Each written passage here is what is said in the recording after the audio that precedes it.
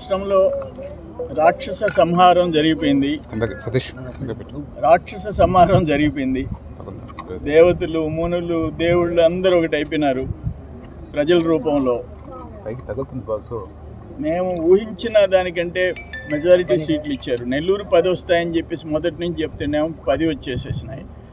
అట్లే రాష్ట్రంలో 135 నుంచి 150 అట్లా వస్తాయని ఎక్స్పెక్ట్ చేసాం. ఇప్పుడు 160 దాటిపోతున్నాయి. అంటే దాన్ని బట్టి ఈ 5 ఏళ్ళు ప్రజలు పడిన బాధ, ఓటుని కత్తులతో నరికినట్టుగా ఓటు రూపంలో ఈ ప్రభుత్వాన్ని నరికేశారు. రాష్ట్రాన్ని సర్వనాశనం చేసేసాడు జగన్మోహన్ రెడ్డి.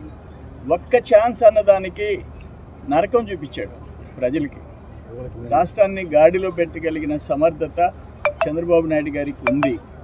అందుకే పవన్ కళ్యాణ్ గారి లాంటి నిజాయితీ పరుడు గుండెల్లో నుంచి ఆయన ఏం మాట్లాడినా మనసులోంచి వస్తుంది.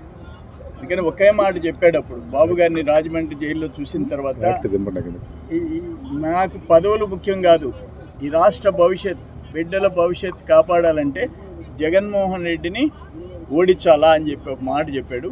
అదే ఈరోజు జరిగింది. అక్కడ కేంద్రంలో ఎన్డీఏ వస్తుంది, ఇక్కడ కూటమి అధికారంలోకి వస్తుంది. ఈ రాష్ట్రానికి గాడిన పెట్టే బాధ్యత ముఖ్యమంత్రి బాబు గారి మీద, కూటమి మీద, అందరి మీద ఉంది.